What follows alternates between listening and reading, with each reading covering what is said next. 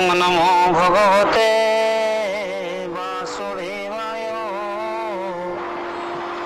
कि जो प्रसंग रे जगन्नाथ दास लिखुचंती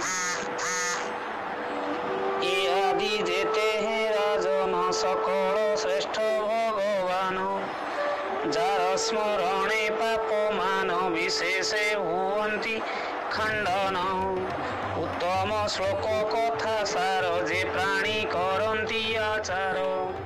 आज्ञा जेहेतु ए विश्वर अंतिम स्थिति वास्तव रे नाही से हेतु एथि मध्य थिबा खर्बता भिन्नता स्थूलता क्षुद्रता विराटता परिणाम कारण जीवन लक्षण एवं भौतिकता ये सबू आज्ञा काल्पनिक सेगुड़िक माटी निर्मित घट भली घट सबू किंतु भिन्न भिन्न ना रे परिचित से भिन्न नामकरण गुड़िक वस्तु मानकर स्वभाव प्रकृति स्थिति समय व कर्मधारा को नहीं आधारित ये सबू भूत प्रकृतिर यांत्रिक प्रकाश बोली आम जानिबा।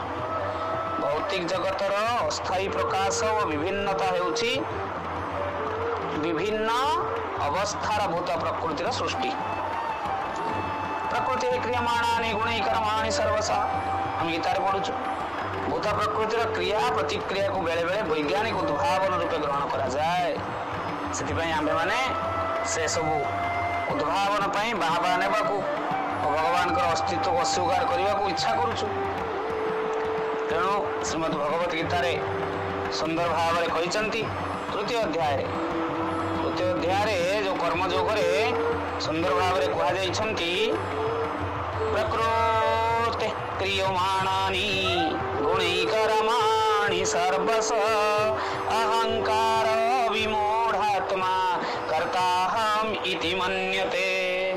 मनुष्य निज निज प्रकृति नहीं कर्म करे जो माने अहंकारी मूढ़ से माने मन रे गर्व करती मु निजे ए सबू कर्म करुछि ए कथा कहिचंती।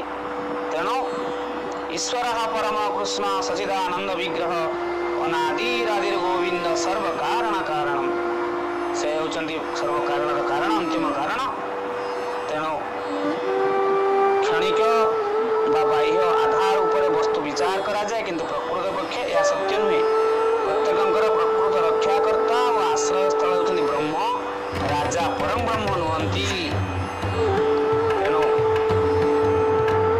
प्रकृत रक्षाकर्ता होची भूत प्रकृति किंतु विष्णु होचंती तार प्रभु से प्रत्येकंकर प्रभु भगवान जनार्दन अंतर्बर्ही निर्देशक से होचंती शब्द क्रिया एवं समस्त ध्वनि साहाय्य जहाँ सब प्रकाशित से सब क्रियार कारण। भगवान विष्णु होचंती समग्र सृष्टिर आश्रय स्थल। चतुर्दश अध्याय भी एक कथा को वर्णना सुंदर भाव में कहते कृष्ण कहते। चतुर्दश अध्याय 27 नंबर श्लोक कहते ब्रह्मो हि प्रतिष्ठा ममृतस्य भयस्य च शाश्वतस्य च धर्मस्य सुखैकैकान्तिकस्य च। ब्रह्म जे मुहि से मु मुख्य जात निर्गुण सगुण ब्रह्म मु शब्द सत्य रूपी जे ए भाव में बजे से भक्त मते पाई जाए ये कथा उल्लेख अच्छी। ताले बुझा पड़ो प्रश्न आसपे सत्य कौन ता उत्तर कहीपर अद्वैत ज्ञान ही सत्य। से ज्ञान विशुद्ध परमार्थ विशुद्ध कहले गुणातीत परमार्थ कहले मोक्ष प्रद एवं अद्वितीय एक अद्वितीय सर्वव्यापक निर्विकल्प। यहाँ द्वारा अद्वैत ज्ञान प्रथम प्रतीति ब्रह्म लक्षित होती प्रत्येक प्रशांत। यहाँ द्वारा अद्वैत ज्ञान द्वितीय प्रतीति परमात्मा लक्षित होती। ज्ञान पूर्ण प्रतीतिर नाम भगवान पंडित माने तांको वासुदेव बोली कहती। से ही ब्रह्मर प्रतिष्ठाश्रय परमात्मांकर अंशी एवं भगवत गणकर उपास्य वस्तु। तेणु एक कथा बुझा पड़ो।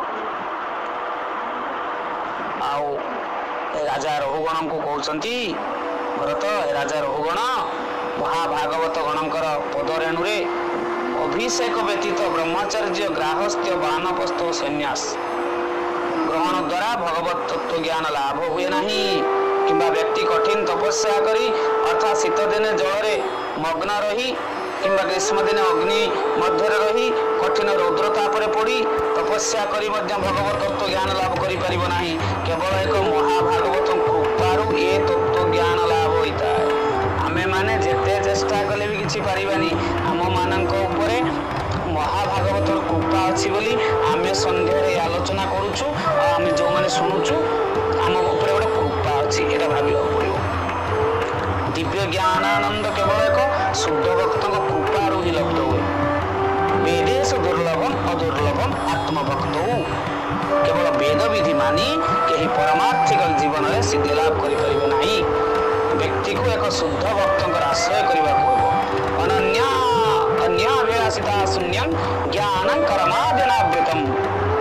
एक प्रकार एक शुद्ध भक्त कृपारू व्यक्ति अद्वैत ब्रह्म भगवान कृष्ण को एवं तांक सहित थिबा संबंध को बुझी परिबो। तेणु एठारे आमे प्रश्न आसीपारे जे शुद्ध भक्त किए? भक्तमान सम्मिलन रे राजनीति व सामाजिक विज्ञान आदि भौतिक विषय चर्चा करने निरर्थक। भगवान रूप गुण लीला आदि विषय रे भक्त सम्मिलन रे चर्चा करा जाए। भक्त सम्मिलन रे भगवान का स्तुति आराधना सावधानता सहकारे करा जाए।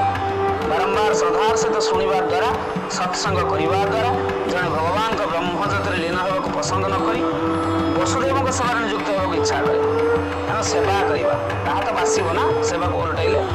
तेणु से कहते मु पूर्वे भरत राजा नामक राजा थी प्रत्यक्ष अनुभूति लाभ करी मु भौतिक कर्मर संपूर्ण रूप निवृत्ति हेली।